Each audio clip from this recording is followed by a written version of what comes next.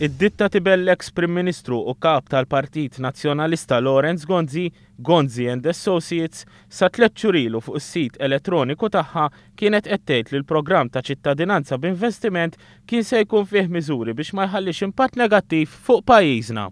Dak li ddikjarat id-ditta tal-avukat David Gonzi li tispeċjalizza fl-oqsma tat-taxxi u s-servizzi finanzjarji jistona ħafna ma' dak li ddikjara l-kap tal-Partit Nazzjonalista Simon Busuttil. Busuttil li flimkien ma' żewġ Europarlamentari Nazzjonalisti David Casa u Roberta Metsola Trickas ħadmu kemm felħu biex iħammġu isem pajjiżna fil-Parlament Ewropew. Dan kollu żvelah il-ġurnal Illum fil-ħarġa tiegħu tal-Ħadd.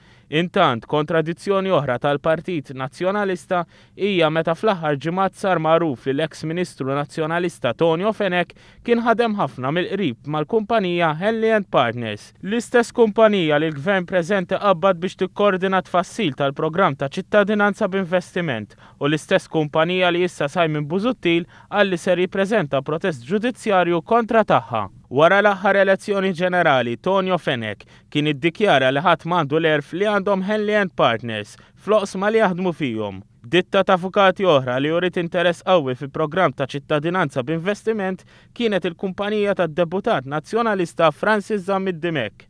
Il-ġurnal Illum ikompli jiżvela kif kienet din l-istess kumpanija ta' Francis Zammid-Dimek li rrappreżentata mill-kumpanija Kanadiża Artin Capital ikkompetit biex tkun hija li tmexxi programm ta' ċittadinanza b'investiment. Dan ikompli juri in-nuqqas taqbil li hemm fil-Partit Nazzjonalista immexxi minn Simon Busuttil.